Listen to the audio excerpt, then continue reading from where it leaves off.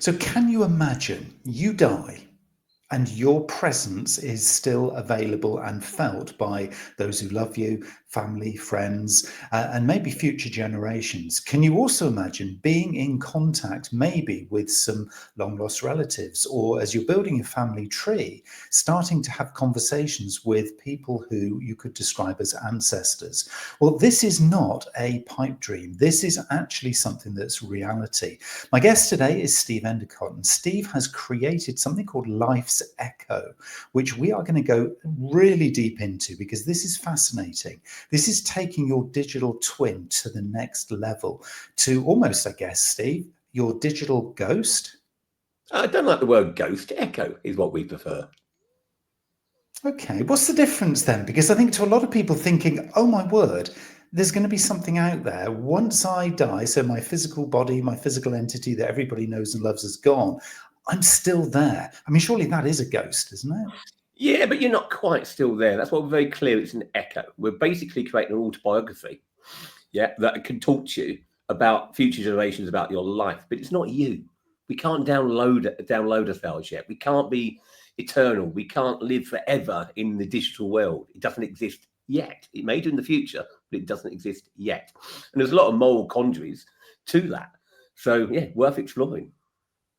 Well, it certainly is. I mean, I think a lot of people are becoming, ever more familiar with this concept of digital twin. I mean, a lot of us are now seeing, services come out like Manus and others where there is this kind of almost promise that your digital twin can be moving around the internet or, literally shadowing you in your daily life and purchasing things, making decisions, filling the fridge if you're running out of food. And you don't even need to be involved. Your digital twin will kind of take care of it. Do you see this as a future that is literally right on our doorstep now, or is this something that is, as I said earlier, a little bit of a pipe dream coming maybe years ahead?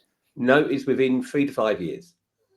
So let's tell you what we've done so far. So I set up an incubator to help young people develop their AI ideas. And the idea is that we take graduates out of universities with AI training.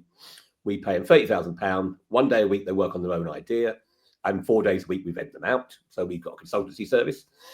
But after 6 months, half their time is on their idea. And after a year, we expect to spin them out as a separate business. They get between 20 and 40% of that business. And then we help them raise money. We find them a finance director, a sales director, a managing director, because quite often the AI talent can be the CTO, but they don't know how to run a business. And we also match them with what we call grey hair, this stuff. So we've got a panel of 14 people who have all been there, seen it, done it, built businesses, run businesses. And they sit guiding those AI resource and giving feedback, and they can invest in them if they like the project, and they can go and help them create the business. And we've done 3 spin outs. The first one was a product called Neural Voice, and that actually built the platform for Life's Echo. So the young guy there, Jeremy, very bright lad. He says, I love all these large language models. I love ChatGPT. I love Claude. And they're conversational. They remember what I said before. And he said, you know what? Why don't we just talk to it? So basically, he's built a platform that when you talk, it translates into English in terms of written words, injects it into either a database or the knowledge of the internet, and comes back with answers within 0.8 seconds. You're imposing real human voices onto that, so it sounds like you're talking to a real human. And that technology is out there, and it will be used in customer services, like big airlines, banks, etc., because it scales from 0 to 10,000 in a second. So you'll never, ever have to wait for your call to be answered again. So you may get frustrated with technology, but at least you get an answer much quicker. And it probably deals with 60% of the inquiries and then escalates the rest of human beings, but it's already escalated them. Triage with what's the date of departure, what's the issues, how urgent is it, etc. So that's going to change things fundamentally, and that's been out there for about a year. The first time we used it, and we used it for my political career, would you believe? So I wanted to stand to be an MP in Brighton, and I live in Rochdale. And that's a bit of a pain, because how can you talk to all your constituents if you don't even live in the area? So we created AI Steve, we created a database of my political views and policies. And when you go on to AI Steve, and you can go onto the internet anytime you like and play with it, you go there and you can talk to the politician about his views and his politics. But more importantly, if it doesn't have a policy, it researches it from the internet, engages in a conversation with the voter, works out what they want, and provides a list every night of these are the things, Steve, you haven't got policies on that your voters want. So real engagement and deep engagement at the convenience of human beings. They can do it when they like. No knocking on the doors, no disturbing them from their slippers. Away you go. So that was a massive project that got us 25,000 phone calls within a 4-week period and 110 million TV views. We were on CNN, we were all on the big American channels, we were all on the Indian channels. And it showed us, wow, you can really do something with this. And then about a month later, I was out for dinner with my wife, and she said, why don't you take it the whole hog? Why, instead of just having your political views, why don't you create your own life story? And we realized that we had a tool here that we could create an autobiography for everybody. So at the moment, if you're famous and rich, you get to document your life and people get to know about it. If you're a normal person like me and you, after 3 generations, you're once in the face of the earth. So you'll know about your parents, what they did. You may know quite a bit about your grandparents. I guarantee you only know the name of your great-grandparents. So after 3 generations, you're wiped from the earth and you don't exist, apart from your name if you're a normal person. We went, that's rubbish. What are we going to do about it? And that's where we came up with Life Second. Really, really interesting story. And I guess this is something that, you know, as with many success stories in business and certainly in this kind of sort of tech space, solving a problem or an opportunity for a personal reason often translates out into scalability, doesn't it? And you know, this whole thing about, you know, this kind of AI Steve being the political thing that then gets extended, and the technology then matches your kind of aspirations, or, you know, your partner's aspirations for what this might become. This is almost sort of almost guaranteed success because it's working for you, therefore it's going to work for others. This is often a very proven model in tech development, isn't it? This is kind of exciting. I mean, this could go in so many different directions. So why the kind of the life's echo bit? Because, you know, from politics to, you know, sort of a legacy after death is quite a leap, isn't it? Really, I mean, it could have gone in so many other directions. Why in this kind of legacy angle? It is going in other directions. There's lots of different uses for this, but the reason I liked it is it's a very clear and simple use case. So, and it's massively scalable. So the AI interviews you. So we've programmed the AI with thousands of questions about early life, your family life, your career, you know, your sporting interests, your political interests, etc. But it's conversational. It doesn't just list out questions. It has a conversation and reacts to what you say and extends on. So it's very easy to do. And we've broken it into 5 segments of 45 minutes. And every segment is recorded. It creates a rough cut of that, which you can then edit and say, oh, that's slightly wrong, or I missed this, or I forgot that. And at the end, you publish it and it creates a full written biography. But interestingly, it also creates a database, a large language model, clones your voice, and then you can answer and people can talk to you about your life. And that can be done while you're alive, but it also can be done when you're dead.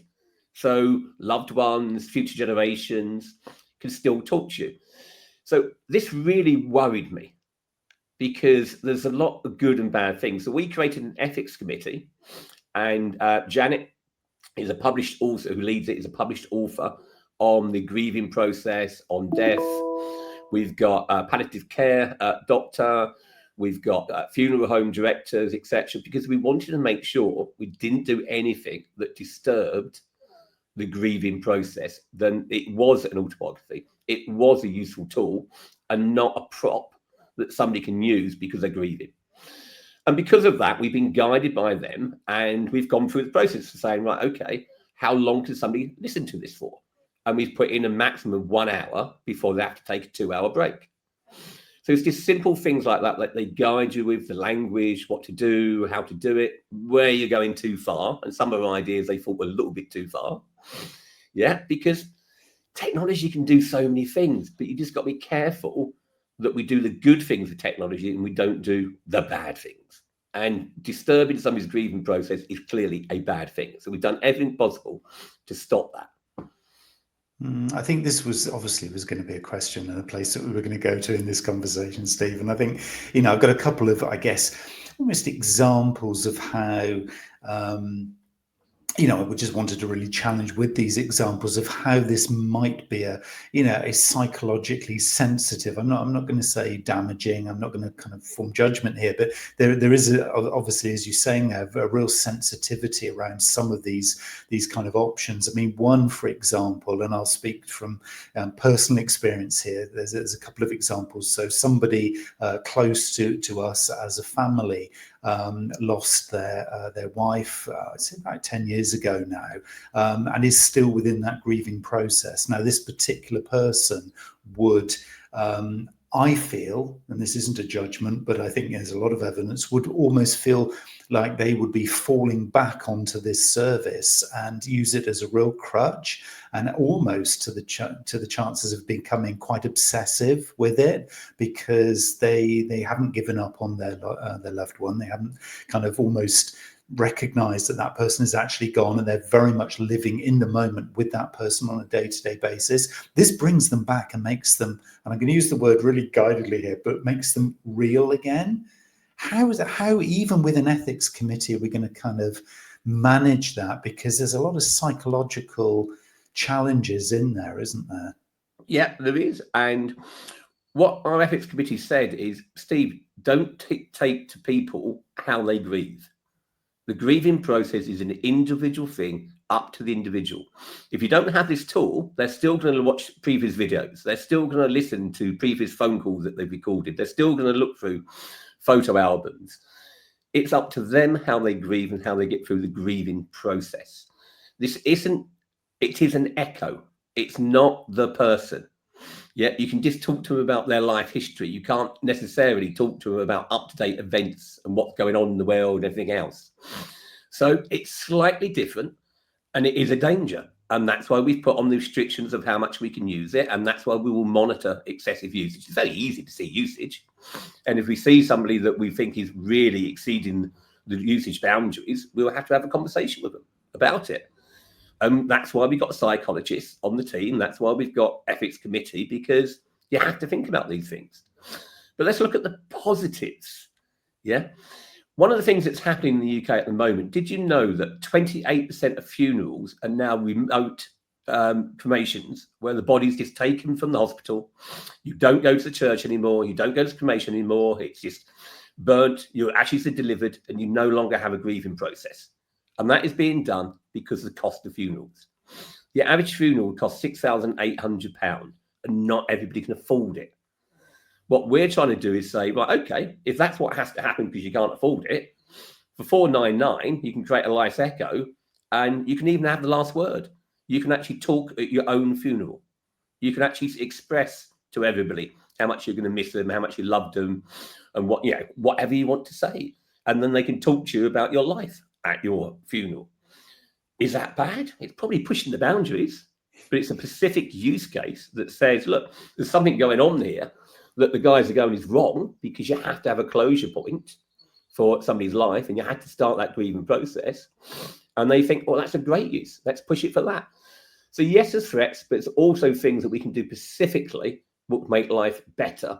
Because when you die, it's the people who are left behind that are impacted most. You're dead, you're gone. There is no eternal life for me, as far as I'm concerned. You're dead, you're gone. I don't have religions. I'm an atheist. Yeah, so that's it. But why not leave a record of your life? I want to come back to that, the religious thing in just a minute. I mean, this is not a religious podcast, and for goodness sake, I have no clue. Well, I wouldn't be able to talk. My life. I wouldn't be able to talk for very long if we were going deep into that. But I think there is a religious question that obviously I would need to be asking you here, Steve. But one of the things as well, kind of, I guess, on the flip side of somebody almost obsessing about it, I've noticed actually within the service, there is an opportunity when you're recording the narrative, I guess, of your life, to actually leave messages that are kind of future dated. Now, that potentially is a very interesting thing. Sort of a number of years, quite a number number of years ago now. I actually lost my wife to breast cancer, and my daughters were 11 at the time, and I know that my wife at the time would have been absolutely dialed into leaving the messages for their 18th, for that kind of first relationship, for that kind of wedding day, all of those kinds of moments, those kind of really poignant moments, so that she would have felt like she was leaving something for them at those points. And I think for me that would have been, I think, for her, an absolute, literally godsend. Whether or not really taken in the same way by the recipients, I don't know, because obviously everybody, as you say, is very personal, very different. But to give that as an option, I think is something sort of very, very powerful. Is that something you kind of encourage within the service, that kind of longevity of interaction? It's completely personal choice. So the 5 basic products create your autobiography, and that is one of the supplementary sections that you can decide that you want to do. So it's completely personal choice about what you do and how you do it. So let's come back to the security of the data. So the data is massively secure. Yeah, we've done lots of work to make sure that we've done the pen testing, we've done the penetration testing, we can't be hacked. Anybody can be hacked, by the way. Anybody that says they can never be hacked is a liar. Yeah, but we've done as much work as possible to make sure that it is secure and how securely. You get to invite who you want to listen to that service. Yeah, so it's not publicly available. You can make it publicly available. For example, the demo, I've put my Life Echo publicly available, but we expect 95% of people, it will be private. And you have to actually appoint executors, because what happens when you're dead? How can things change? So just like you have an executor when you're alive, if you lose some of your functions, etc., we have an executor that takes over your Life Echo when you've passed, so that they can decide, right, okay, there's new people, new grandchildren that want to have access to this. Can we grant that access? Yes, you can. So it's not like you're putting information out there wildly, and it's not as low that the people that you're leaving messages for can't decide not to listen to it, but they're going to be there. If you decide to listen to leave a message for your daughter on the 18th, or a wedding day, or a first job, or a first big relationship, that's fine. They don't have to listen to them, but I expect most would, because you miss your mother, you miss your wife, you miss the people behind. And I don't think that's a bad thing. Yeah, there's a nice balance here. I was thinking, before we started the conversation, Steve, I was thinking, I wonder how this is kind of going to go. And I'm very kind of open-minded and a big supporter, as everybody listening will know, to emerging technology and how it enables things, but with caution, because obviously there's always a potential risk, as you said, with everything. And I'm kind of quite intrigued in how I'm actually feeling at this point in the conversation, some 10, 15 minutes in, is actually I'm feeling it's a very, very positive kind of thing. It gives that personalization, it gives that opportunity to kind of do it your way. And again, it's leaving a legacy, it's being kind to others, it's doing it in a really kind of thoughtful and mindful way. But there will be others, and I want to get onto this one now, Steve. I mean, there will be others who are not, as you've proclaimed to be an atheist. There will be people who are maybe deeply religious, to whom a death, for example, is a very poignant moment in the whole cycle of everything, and it needs to be respected in a certain way. And because of religious convictions, there is one way that you deal with those moments, and it doesn't include something like this. Have you encountered that at all? Oh, absolutely. So I've, interesting enough, we haven't had death threats. As AI Steve, I got death threats, and I didn't take them seriously.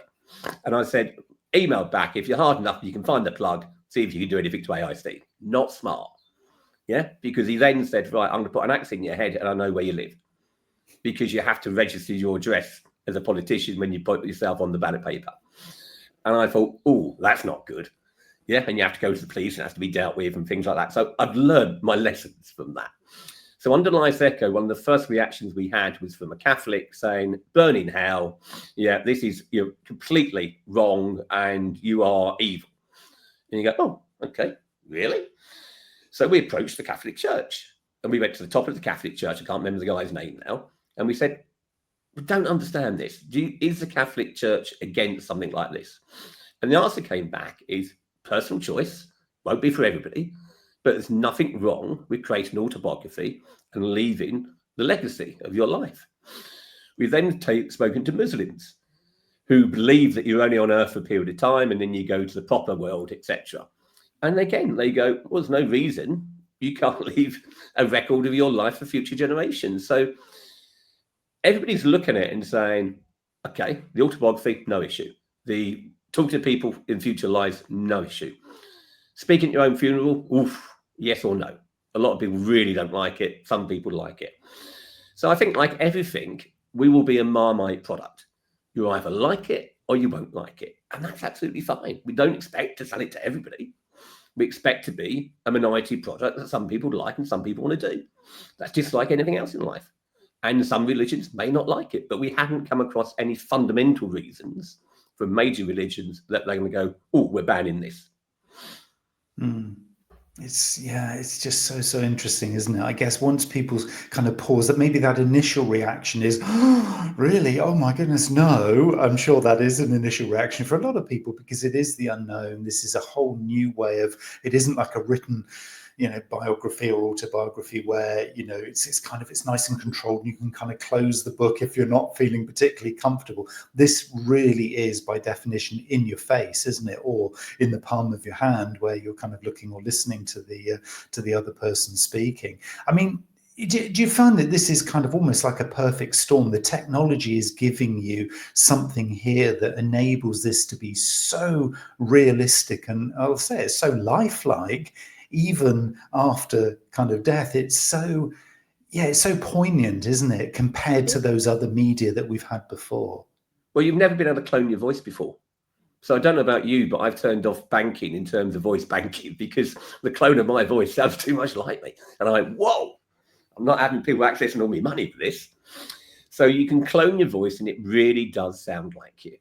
Yeah. And that's interesting in its own thing. That's never happened before. Yeah, you can record your memories and an AI can have a database and talk about those. That's never happened before.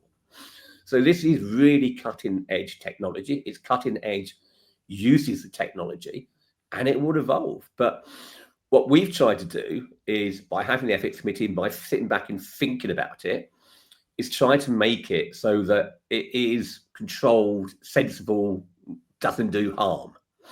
Yeah, and we've thought about as many mechanisms as we can, but we won't have thought of everything. I'll give you one perfect example. Somebody was listening to my Life Echo the other day and said, well, you're live, but how does it know when you're dead? I mean, oh God, yeah, we haven't thought about that.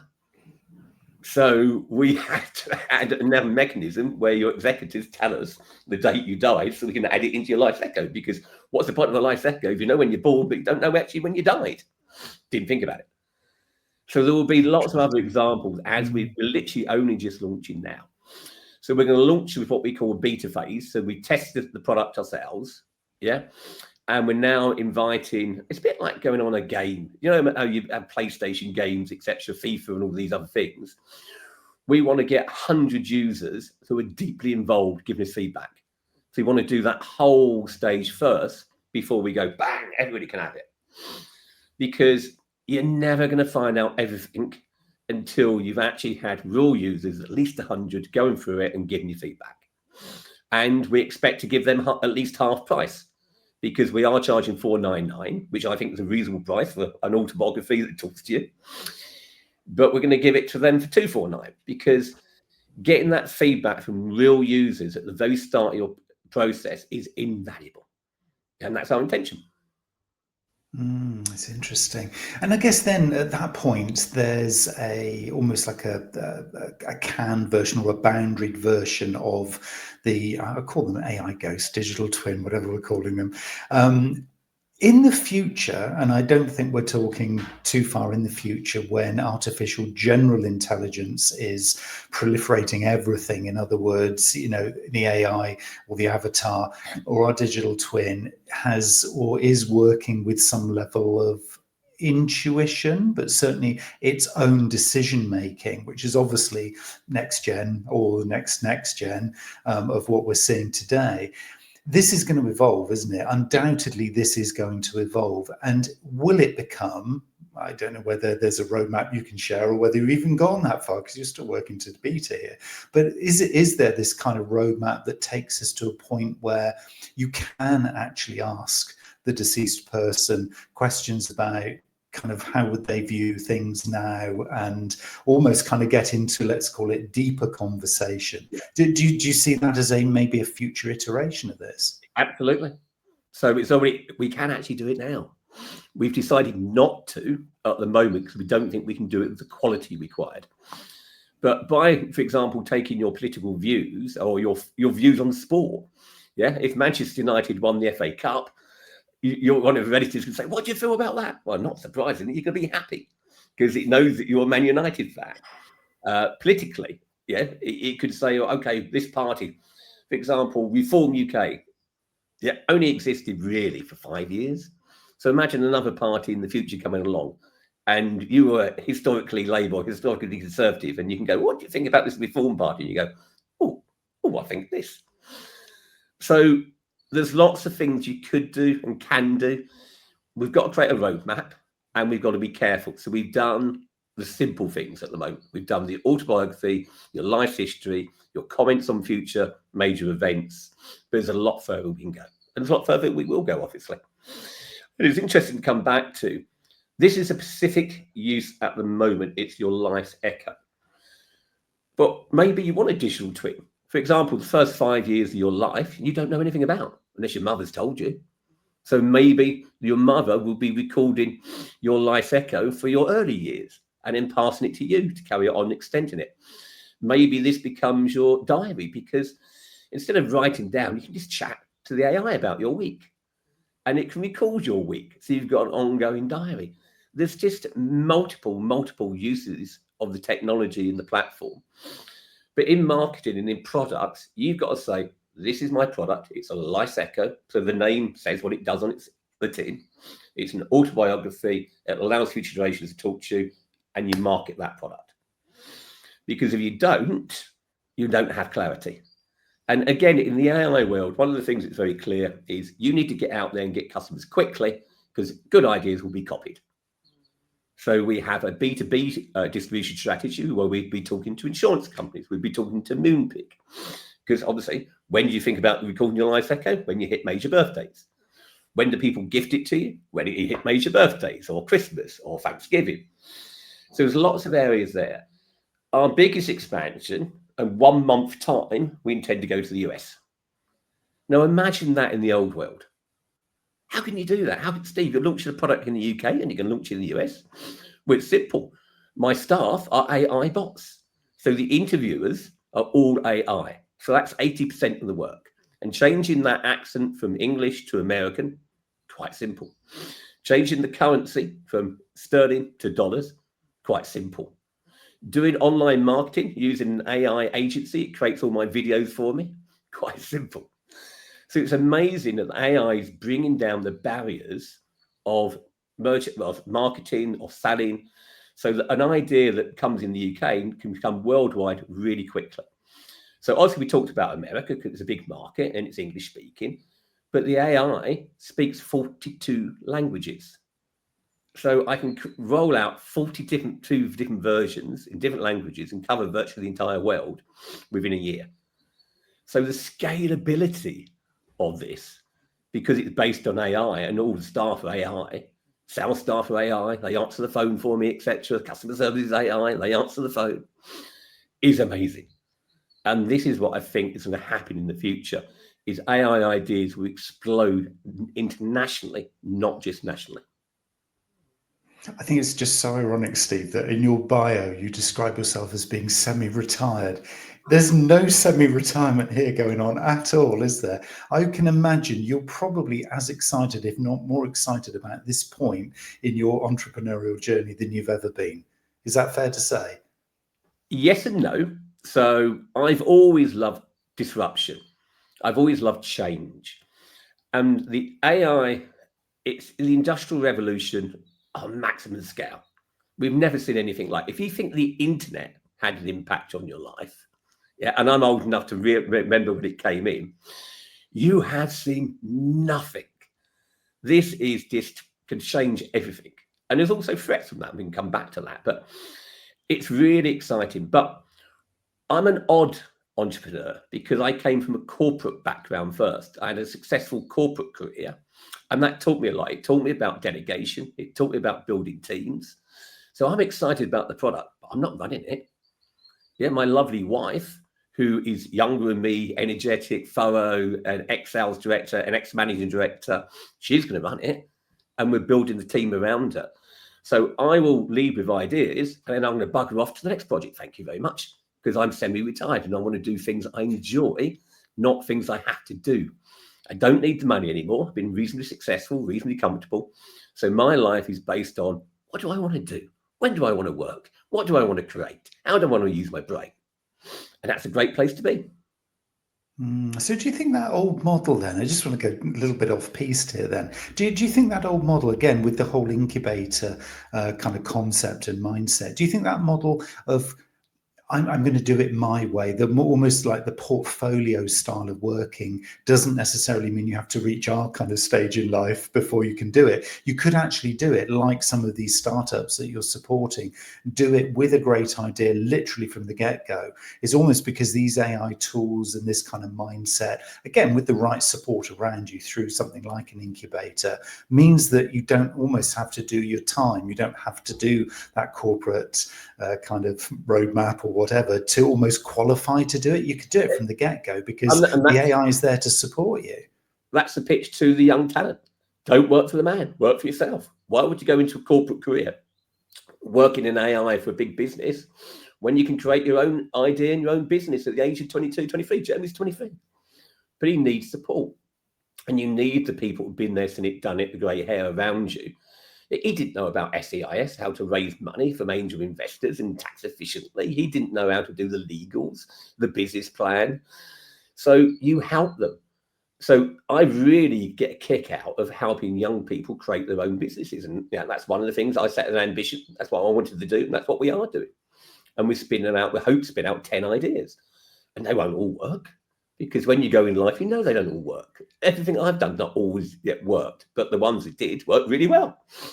So you have to make sure you fail fast or put all your eggs into the one that is likely to work. And again, like Echo said, build a team.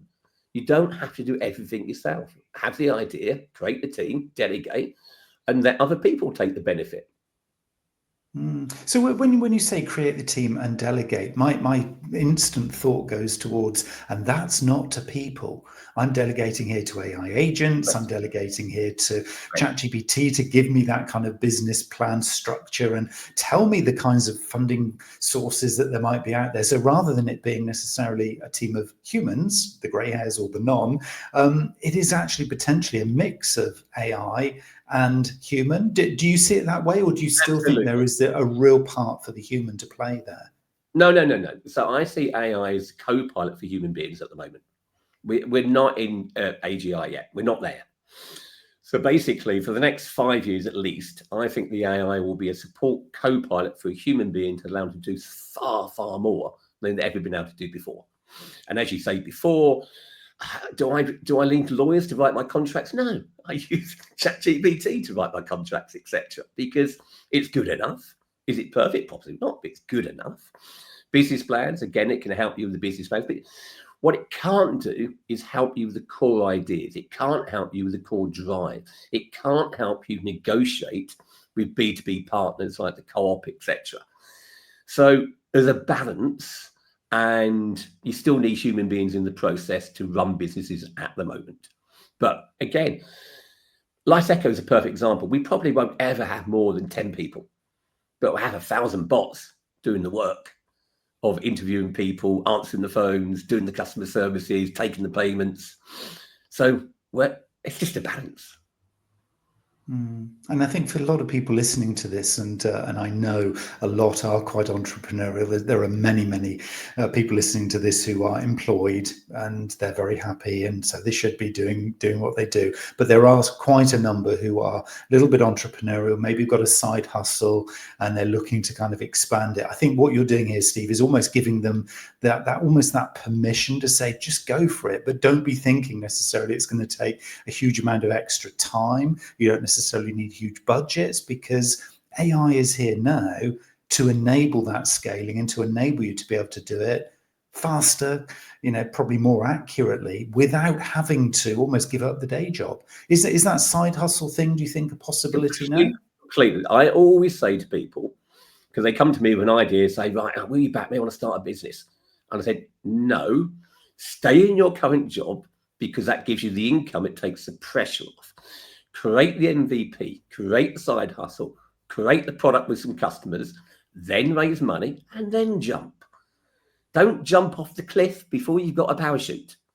Yeah, and that parachute is making sure you're ready to raise money. Because without raising money, it's very tough being an entrepreneur. Don't take unnecessary risks. That's my position. And that MVP, of course, can come through the agents and with the agents, and that kind of co-creation. I think I'm hearing a lot about. It feels like a real theme across many different industries and all kind of levels in business. Co-creation with and without AI, kind of hand in hand, I think is definitely the theme of the day. So yeah, it's just amazing to hear such an innovative kind of story sort of starting to play out sort of for you. So what should people do if people are interested in finding out more about Life's Echo? Where should they go? What's the next kind of funny enough, lifesecho.co.uk. It's really simple. Go into the internet, it's there. You can find it very simply.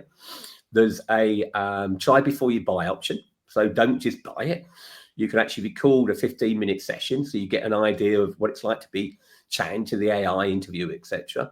That produces a rough cut, so you can say, oh, this is roughly what I'm going to get. Yeah. All you don't get is you don't get your voice cloned, and you don't get the full autobiography, because obviously we can't do that for free. But you can sample it, and if you like it, you go, right, okay, let's join the first 100 people if you're quick. Yeah. And I can get it half price to actually help give feedback to shape the product. And within months, that will be done. And then we'll be out to the full world to say, do you want to buy this? And I expect it to be offered to you by Moonpig as a birthday gift for your grandparents or your parents, etc. I expect it to be part of life insurance policies, etc., because that's when you start thinking about death, when you take out life insurance policies. There's funeral homes, etc., when you're buying funeral packages. So we will be marketing on a B2B basis plus B2C, and you can see all the advertising out there at the moment. And again, fascinating stuff. Our creative agency is in North Korea. Get that. Yeah. And they use all the AI tools to produce art videos, etc., and then pumping them out. And I give them the creative ideas and they just produce them. But it's in North Korea. Yeah. It's just wacky, isn't it? The world as it is now. The world is a crazy, crazy place, Steve, but we're still on the journey. We're still excited and we're still going for it. I wish you every success with this venture, Steve. I mean, it really is quite something, and I'm sure a lot of people will be clicking that link below. Everybody, you'll see the link below in the description of this particular episode. Follow your way through to lifesecho.co.uk. Steve, I know you're a very busy guy. I'm going to let you go, but thank you so much for your time today. Greatly appreciated. Good conversation. Let's see where it goes.